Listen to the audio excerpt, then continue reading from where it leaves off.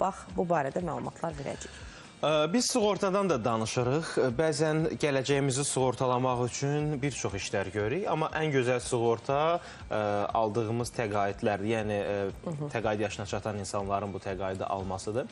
Amma bir də görsən, kimsə dünyasını dəyişir. Təqaüd yaşına çatmadan dünyasını dəyişənlər olur. Bu halda nə baş verir? Həmin təqaüdlər verilirmi, verilmirmi? Verilirsə hansı halda? Fəridə bu məsələni araşdırıb. Vətəndaş illərlə işləyir, bir gün pensiya yaşına çataraq sığorta hesabından yığılan pensiya kapitalından istifadə edəcəyini gözləyir. Lakin bəzən taley ilə gətirir ki, insan pensiya yaşına çatmadan dünyadan köçür. Dövlət Statistika Komitəsinin məlumatlarından da aydın olur ki, belə şəxslərin sayı az deyil. Son məlumatlara görə 2023-cü ildə dünyasını dəyişənlərin 41,8%-nin yaşı 65-dən az olub. Bu dövrdə ölən kişilərin yarıdan çoxu 50,4% yaşa görə pensiya yaşına çatmayıblar. Maraqlıdır, bu halda pensiya kapitalının aqibəti necə olur? Həmin puldan istifadə hansı hallarda mümkündür?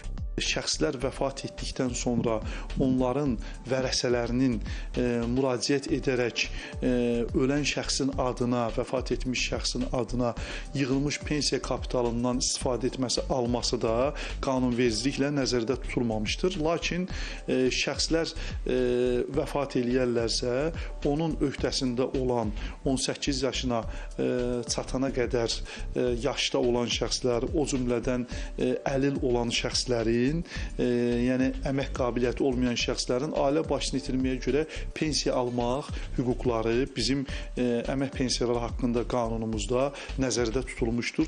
Həmçinin vəfat etmiş ailə başçısı yaşa və əlilliyə görə pensiyaçısı olubsa, ailə üzvləri üçün ailə başçısını itirməyə görə pensiyanın məbləği vəfat edənin pensiyasının onun ailəsinin əmək qabiliyyətli olmayan üzvlərinin sayına nisbəti şəklində müəyyənləşdirilir.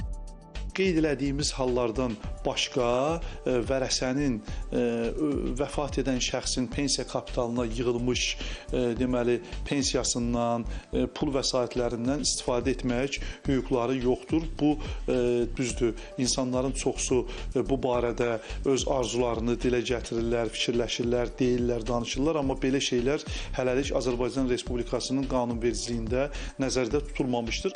Mövzu ilə bağlı Əmək və Əhalinin Sosial Müdafiəsi Nazirliyinə müraciət etdik. Şəxsin topladığı pensiya kapitalı o vəfat etdikdə onun ailə üzvlərinin sosial təminatına yönəldilir. Belə ki, 18 yaşına dək övladları, əyani oxuyanlarsa 23 yaşına dək ailə başçısını itirməyə görə pensiya alırlar. Həmçinin 18 yaşı olmazdan əvvəl əlilliyi müəyyən edilmiş övladlarının əlilliyi 18 yaşdan sonra da davam etdikdə onlar da bu pensiyanı almaqda davam edirlər. Bundan əlavə, sığorta olunanın ödəmiş olduğu məcburi dövlət sosial sığorta haqları hesabına onun digər ailə üzvləri, yəni pensiya yaşına çatmış arvadı, əri, anası, atası, həmçinin orqanizm funksiyalarının 61-100% pozulmasına görə birinci və ikinci dərəcə əlilliyi olan arvadı, əri, anası, atası da istifadə etməklə əmək pensiyası ala bilərlər. Xarici təcrübə nə deyir? Digər ölkələrdə bu məsələ necə həll olunur?